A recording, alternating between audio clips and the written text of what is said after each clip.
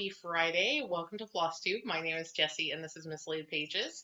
If you're new here, welcome. This is my channel where I talk about crafty stuff, and Flosstube is where I share my cross-stitchy goodness.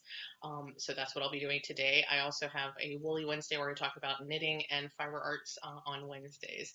So welcome. If you're returning, hi, good to see you. I hope you've had a great week. I hope you've all had a really great week. It's been a busy but productive week for me.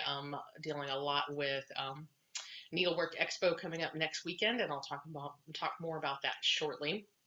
But definitely busy weekend. But doing a lot of stitching as well on one particular piece. I've been hyper focused. I'll talk about that in a minute too.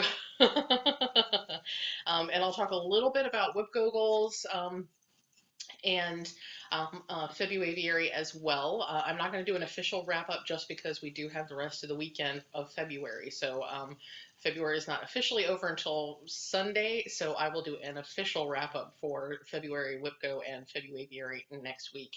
But I will talk a little bit about stuff this week. So um, what should we talk about? I actually don't have a lot to share with you this week, which is really weird. And in some cases, I feel like I can't remember what's even happened in this last week, and I'm not sure why that is. Usually I can at least kind of pinpoint, okay, last week this happened, this week this happened. It's not working. It's not working. I have no idea what's going on in my brain. So yeah, I know a lot of the things I've been doing, but I can't remember this week compared to last week for crafty stuff. And as far as watching shows and things like that, the only thing I've watched this week, other than my regular first responder dramas, which I love. I'm trying to remember. One of them had a really great episode this week. Was it?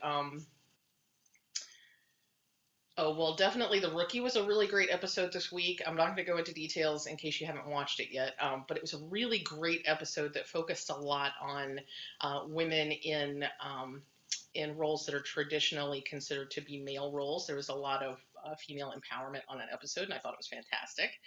There was also another episode of something, was it 9/11? 9/11, 911 Austin had a really great episode that touched on some things about the trans experience and transitioning that maybe we didn't think of, and I think they dealt with it in a really good way. And I'm going to try not to give spoilers for the episode, but one of the characters on 911 Austin is a trans man. He transitioned when he was in his late teens or early 20s, according to the story, the show. And his mother was incredibly accepting. His mother totally accepts him as a man, calls him by his male name, all that sort of stuff. Not a problem. His sister seemed to have issues. Now, I thought it was going to be one of those typical things where, somebody in the family doesn't accept somebody's transition, doesn't want to accept their new name and all this sort of stuff. But it wasn't that. The issue was more that the sister had been 9 years old when the character transitioned. And so the sister had only ever known her big sister, and nobody explained to her what was going on when he transitioned. So in her frame of reference, because nobody talked to her and there was no closure, she just felt like her sister had died, like her new brother had killed her older sister.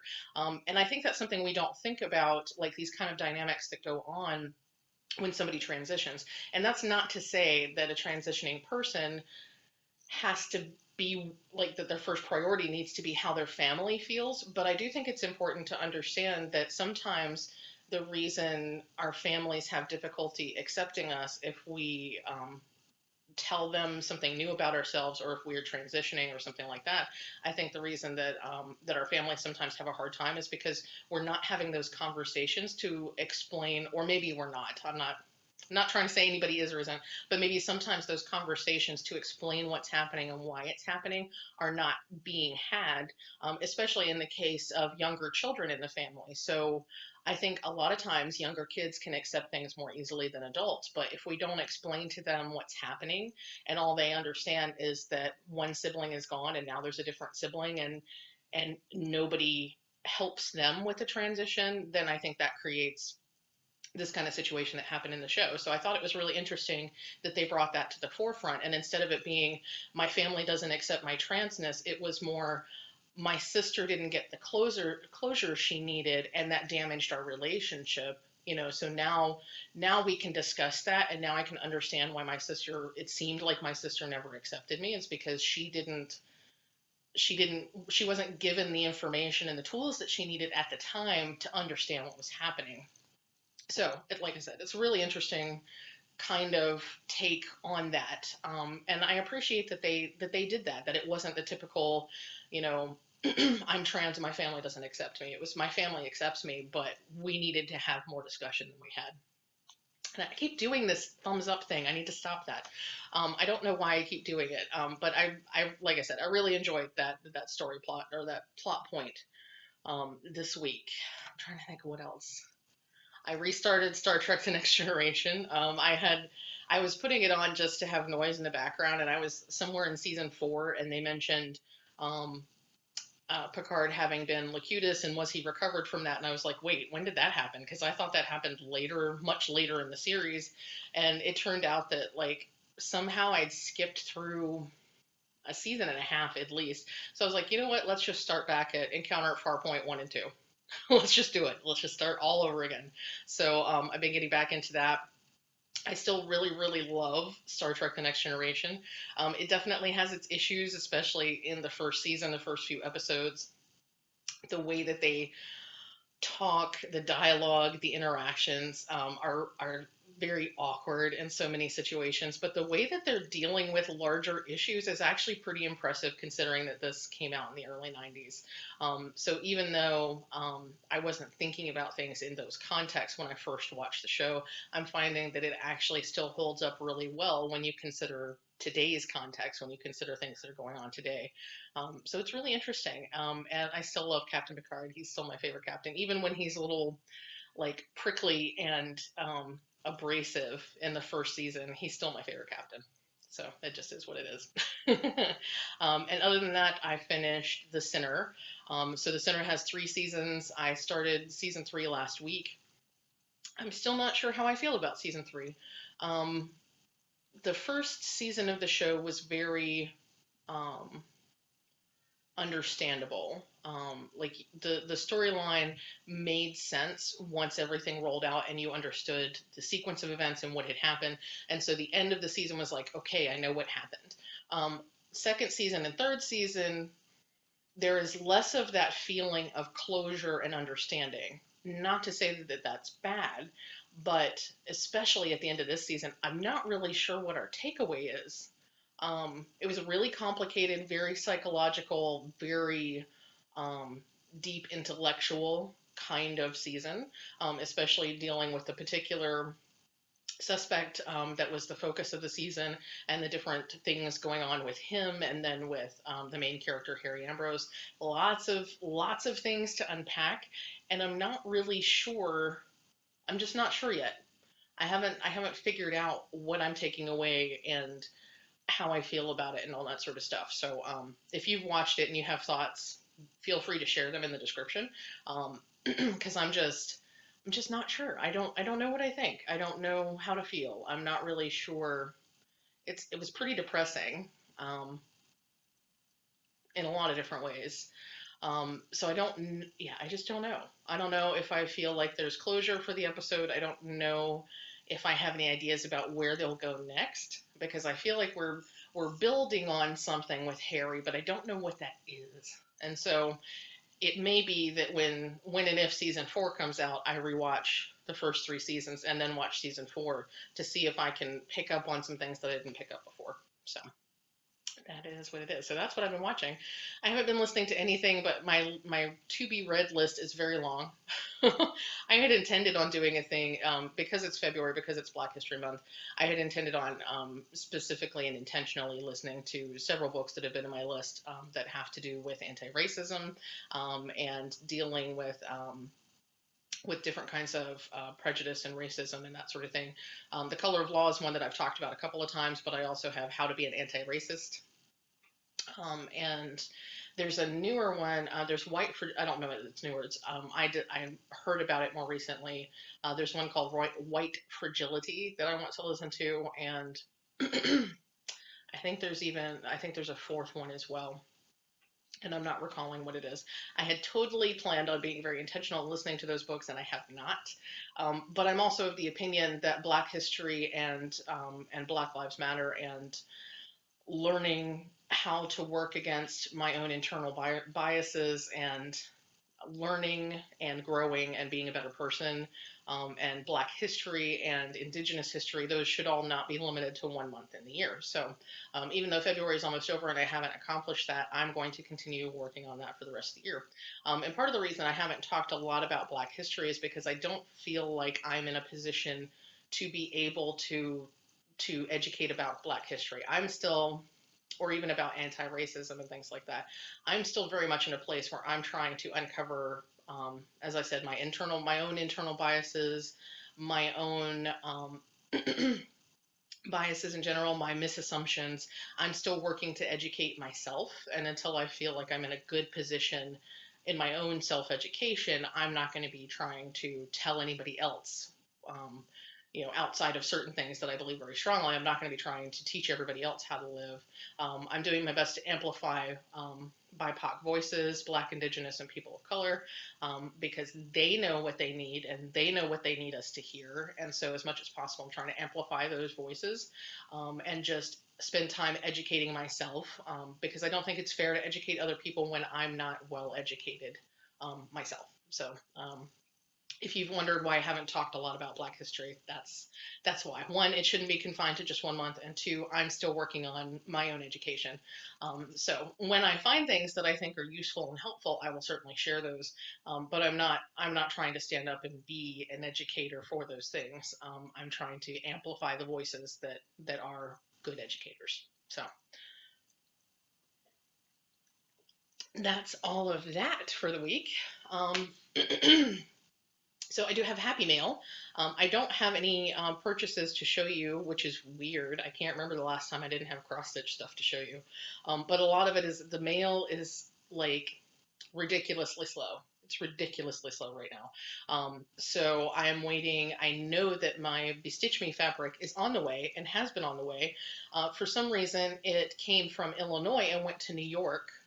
So the most recent tracking is that it arrived at the New York distribution center, and there's no reason for that because Illinois to Virginia should not have to go through New York. So I have a feeling that sometimes, because I live in Hopewell, and there's a Hopewell, New Jersey, I have a feeling that sometimes my packages get accidentally routed north when they should just come straight to Richmond, but whatever.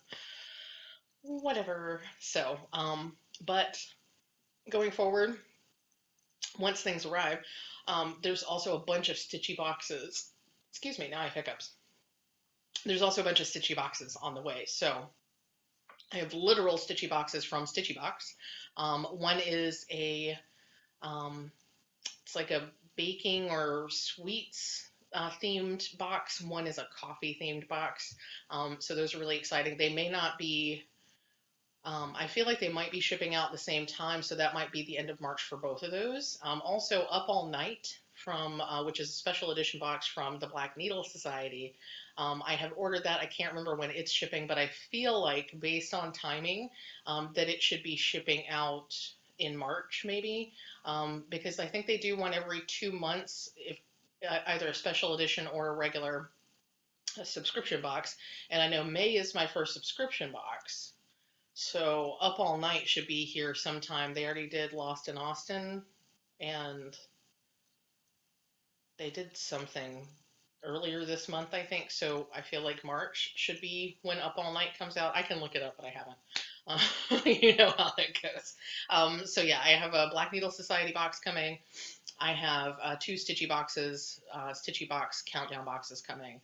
I also have, I just ordered, and the pre-sale, or the pre-orders just went on sale yesterday. I got in on a pre-sale because yay me.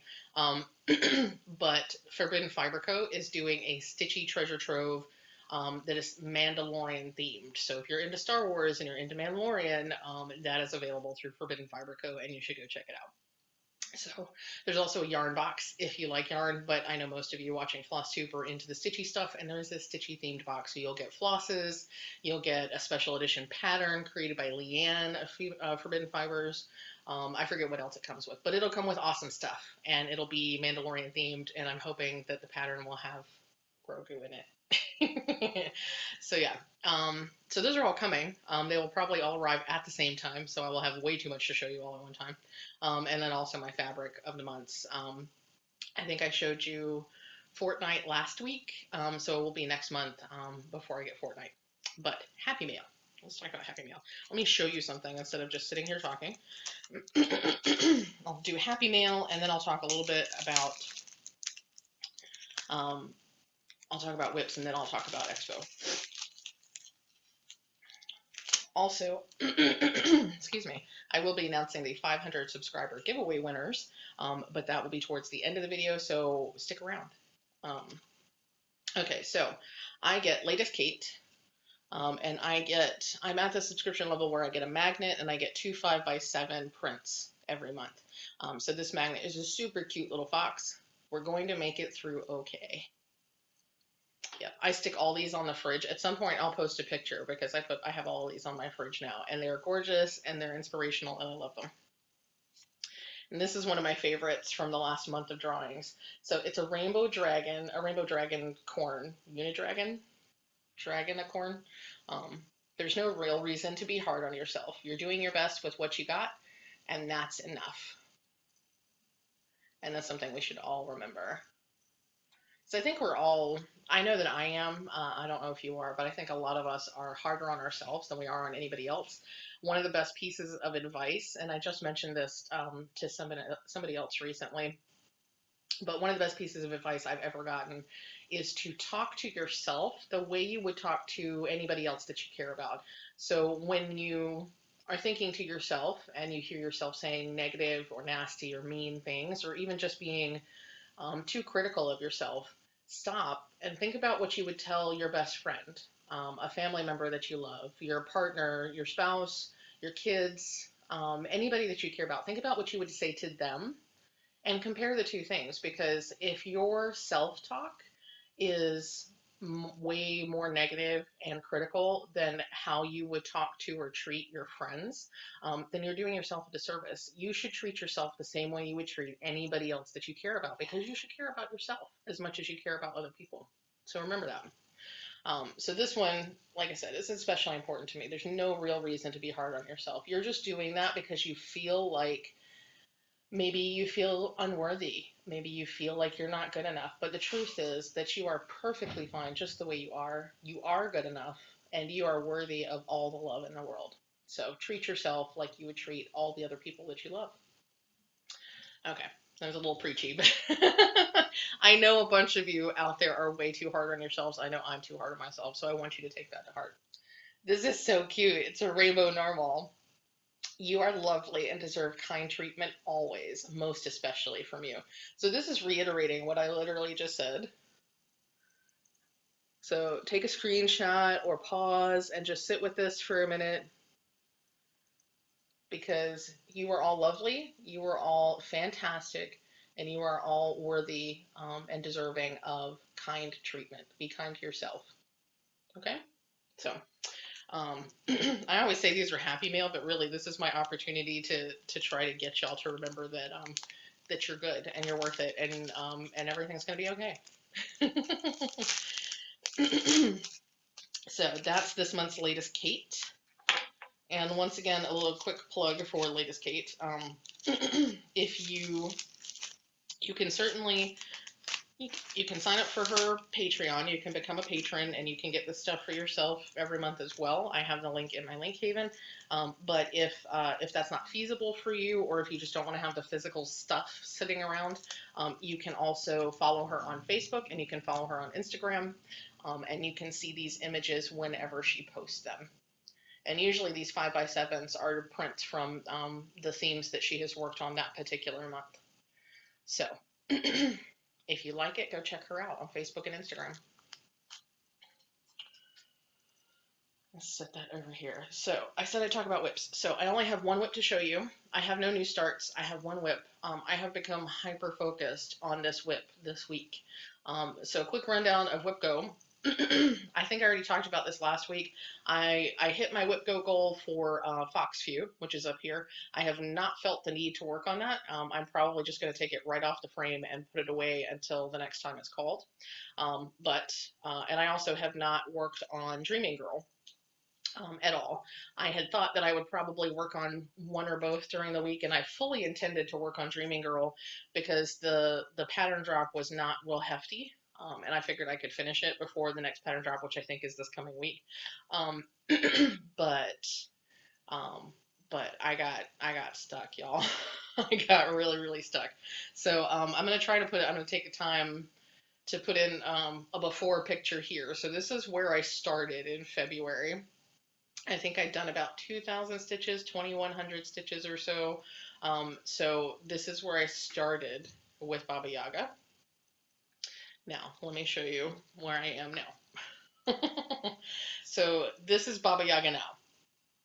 I'll hold it as close as I can. There we go. As you can see, there's actually some color in here now. I have done a ton of the border. And Baba Yaga's hut was already completed last week when I showed you, but I have finished pretty much all the black for this section of the pattern. I have to roll it down to start working on the top of the pattern. There's an arch that goes over the house. But I have pretty much finished the lower half of the pattern. So as I said, when I started in February, I had about 2,100 stitches on this piece. I now have 4,500 stitches on this piece. I have put about 2,500 stitches into this piece this week. That's ridiculous, y'all. Like, that's unbelievable. I cannot even believe that I have put that much into this piece. I think part of it is stitching that black was just like zoop, zoop, zoop, zoop. It was so fast, so fast. And I have at this point about 1,600 stitches left. And I feel fairly confident, depending on how the weekend goes, that that I might actually finish this week. This might be a February finish. And since I felt guilty about not stitching on Februaviary stuff, because I was totally going to go back to Blackbird Fractor, but I got so enamored of this piece, I got so stuck into it that I didn't work on Blackbird Fractor. But I remembered, and Heike reminded me too, these are chicken legs on this house. So technically Baba Yaga is Februaviary material. Technically. Just saying. So still counts, Februaviary. So depending on how work goes with this weekend, I'm in a finish frenzy at this point, and I'm just like, I need to finish it. So a little over 1,300 of the stitches that are left, and I think there's about 1,600 total. A little over 1,300 are actually black. It's all 310. And primarily that's going to be the arch that goes over Baba Yaga's hut and connects over there. And then there's a moon over here that is black. So all of that is 310. That's going to go so fast.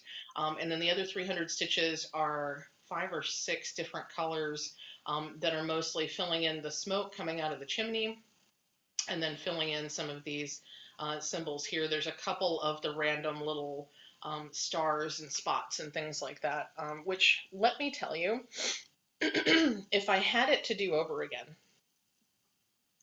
as much as I love the look of this on linen, because I think it's got that sort of primitive, creepy kind of vibe with the linen, as much as I like that, if I had it to do it again, I would probably try to do it on Jobelin, just because then I could carry the threads on the, because a lot of these are like one stitch, one black stitch, like, come on. And you can see how see-through this is.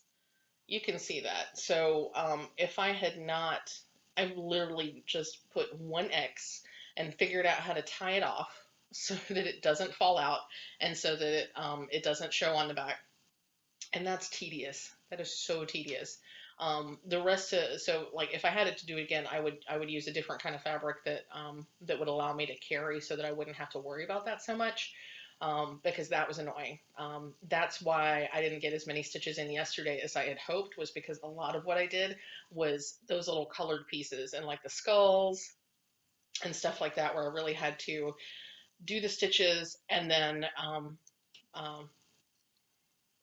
thread the finish off the thread, words, um, and then cut it and then move to the next piece, because this fabric is way too thin for me to carry much of anything at all. So I'm not carrying any threads across the back unless I know it's going to be covered. So like in these areas, I'm showing you with the hand that's behind the thing. So in these areas here, I won't worry about carrying from one section to another because it's all going to be behind that black anyway, so you're not going to see it. But any more like individual stitches through here, all of that's got to be just one stitch and not carried, because otherwise it'll show. But primarily, it's all going to be that black border, which is going to be so lovely to stitch. I can't wait. I can't wait. So yeah, this might be a February finish, y'all. I'm excited. I'm excited. So I started this. I think I started this in March or April of last year. So the idea of getting it finished in less than a year is pretty exciting to me, because that's a big piece for me to finish in less than a year. So fingers crossed. Fingers crossed. I'm not going to call it a plan, because we know what happens when we call it a plan. But my hope, my desire is that that will get finished this weekend. Other plans. It's almost March, y'all. It is almost March. I wish that WhipGo were getting oh, I totally lost my train of thought with WhipGo. So the start of my thought was that this was one of my WhipGo goals. 500 stitches. 500 stitches on Baba Yaga was my other WhipGo goal. I have so blasted that out of the park, or out of the water, whatever. I've way overshot that, to the point that it might actually be a finish this month, which is just mind blowing to me. So I kind of wish that I had it in multiple boxes. I kind of wish, like, part of me is thinking, when you play those match 3 games and you actually match 5 or 6 instead, you get a bomb and a special thing happens and stuff. I'm like, this should be a bomb box. Like, I should get like the other boxes around this box, because I did such a fantastic job meeting this goal. But that feels like cheating. So anyway. And I'm sad because I don't think the WhipGo numbers will be pulled until tomorrow, which really doesn't make a big difference. It's just that I want to plan. My brain is in the planning mode, and I'm like, I need to know what I'm going to work on Monday. Like, I need to know. I probably won't realistically start my March WhipGo goals until the middle of the month, because that's how it works, especially with Needlework Expo coming up. But I am like, I just want to know. I want to know so that I can put it on frames if I need to.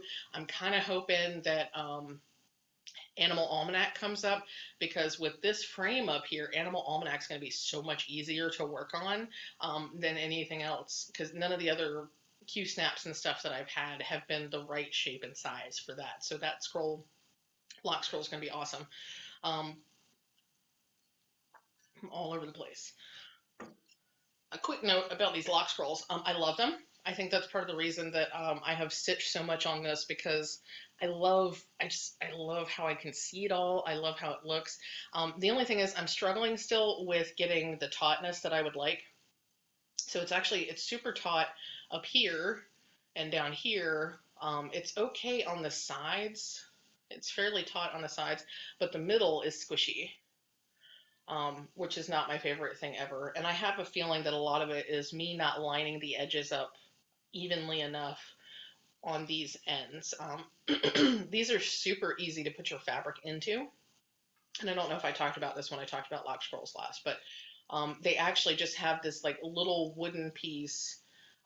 It's not a dowel because it's not round, but they have this wooden piece, like a slat, that you sort of wrap the end of your fabric around, and you put the slat into the slot, and then you just roll it around. And it's super easy, so you don't have to sew or baste or Velcro or anything like that. But I am having difficulty getting my fabrics in there straight, getting them aligned correctly so that they will be nice and even all the way across. And that may just take some time myself learning how to do that. Also, I will note that pretty much every piece of fabric that I tried to put in a frame when I got these immediately had been in either a hoop or on a Q-snap, so the fabric ends were not flat. I probably should have ironed them all before I put them on the lock scroll. That probably would have helped, especially with aligning them initially, because if I had ironed them, they would have been completely flat and not wrinkly and all that sort of stuff. This piece especially was super wrinkly because it's linen, and I had had it all bunched up for a year around the edges and stuff like that. So just a couple of notes in case you're curious what my experience has been with those.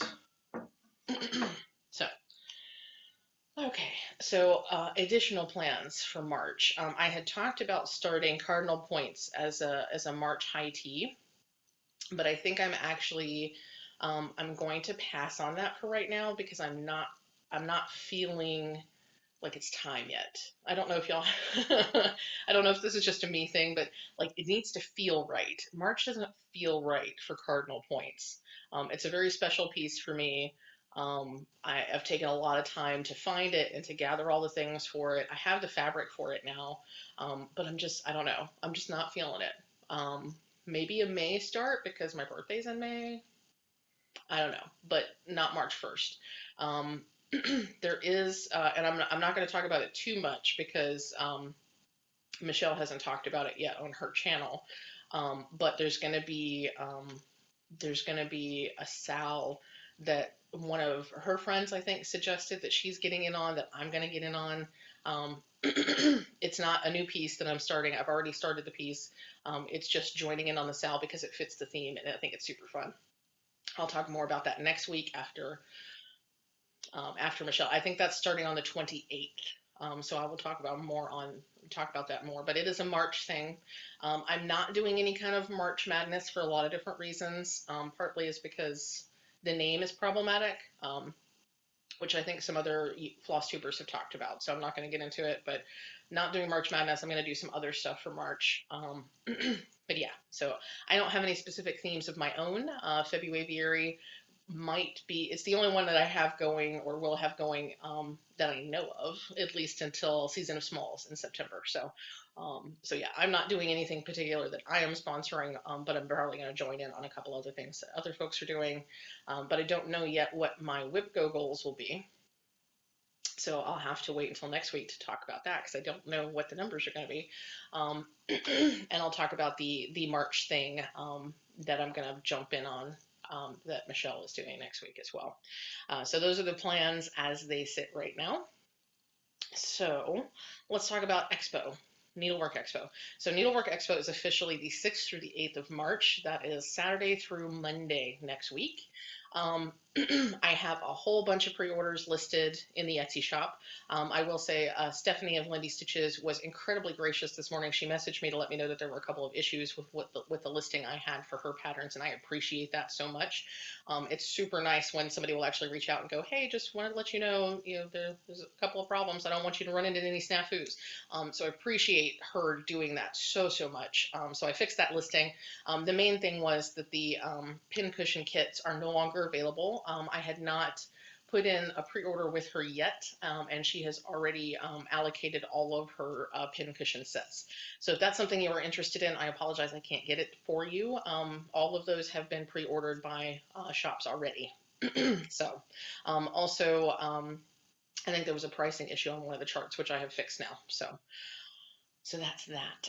But let's see, I got all those listings up Monday. There are designers still putting out their new releases, namely, and I'm very excited about this, Michelle Garrett of Bendy Stitchy Designs. She released her new releases. She sent out an email about her new releases last night. I have already gotten those up in the Etsy shop. So if you're interested, she has 5 new releases. 5, y'all. That's amazing. So she has Thistle, the Highland Q, who is her addition to the Moo the Merrier theme for Needlework Expo. She also has Spring Witches, Berry Bird, which is super cute. It goes along with Snowbird and those bird patterns that she's done before. She has January Basket, which I love and I'm totally going to have to stitch.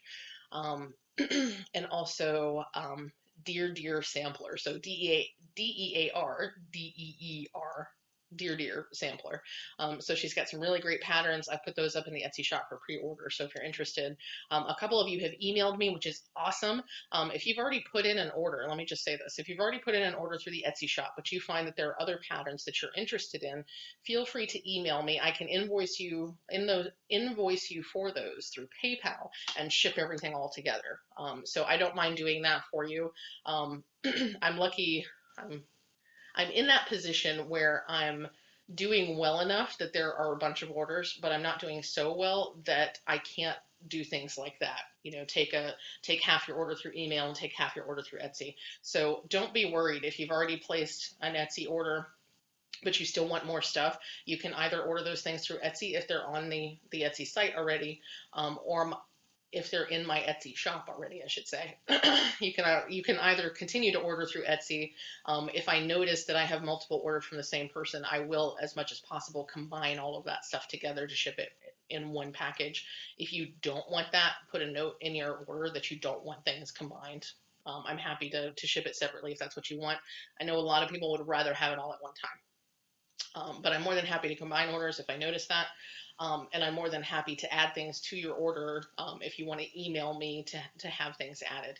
I'll also say there's a couple of designers that I may not be specifically purchasing from, not because I have any issue with the designers, but just because some of them have minimums. And so if I only have one pre-order chart for a particular designer, it won't be possible for me to order from them unless I think I can sell other charts on spec. So just FYI. So if you send me an email and there's a designer on there that I'm not sure I'll be purchasing from, I won't invoice you until I do actually purchase that. Everything else, like the stuff that I've set up on Etsy, I am purchasing from those folks. So that shouldn't be a problem, getting your order and adding it and all that sort of stuff. But if it's not an Etsy listing, there's a possibility, and that's especially the case with some of the designers who are out of the country. So there's several Italian designers coming to the Expo. Linen and Threads, Fox and Rabbit Designs, they're Australian, they'll be at the show. And there's at least one that's, it's Twin Peak Primitives. I believe they're in the Netherlands. So these designers are designers that I love. They're awesome, they're fantastic, but shipping is a huge issue. And since we're not able to physically meet for me to pick up charts in hand and bring them home, the distance is really problematic. Some of them are forced to charge really high rates for shipping, which is completely understandable, and it's out of their hands, and I totally understand that. But the bigger problem for me is actually getting the charts, because I would hate to have pre-orders and have people expecting these charts, and I can't tell you when they'll be here. Because if something were to ship from Australia or Italy, there's no telling. It could take 6 months, it could take a year. I don't know how long it would take for me to actually receive that. As I talked about on Woolly Wednesday, I have packages, one from Germany, one from somewhere else, that have been sitting in New York for over a month now. And those are just my personal packages. It would give me way too much anxiety to try to order from these international shops and not be able to tell you when you're going to get your chart. So that was a really long-winded explanation. But but if you wonder why I'm not ordering from some designers, especially the international designers, that's the largest part of why. I would much rather wait until my distributors get their charts in hand so I can order from my distributors and know that if I order today, I can give this to you next week. You know, I'd rather it be that situation than me order next weekend and not know when or if it's going to get here. So yeah, so I'm doing my best to stick with the American-based designers, only because I know that at the worst it might take 3 weeks to get something from them versus not knowing when it'll get here. So there were some other notes I had. I think that's most of it. I had several things. There are other designers I'm waiting on. I know for a fact that Tracy Horner of Ink Circles will be sending out an email to shop owners in the next few days. She did a sneak peek on her Patreon of 2 of her patterns that are coming out. But I think she has 2 or 3 more in addition to that. So I'm waiting to put in my pre-order until she does her full release. And I'm also waiting to put them in the shop until she does her full release. Because when she does the full release, I'll have all of the information. I can do the pre-orders and that sort of thing. So that is that. Oh, excuse me. So, ink circles should be coming, I'm hoping, by the end of the weekend. And that was the other note I had, was that hopefully by Monday, I will have all of the pre-orders in the Etsy shop that I'm going to have, which doesn't mean that you can't order additional stuff through email.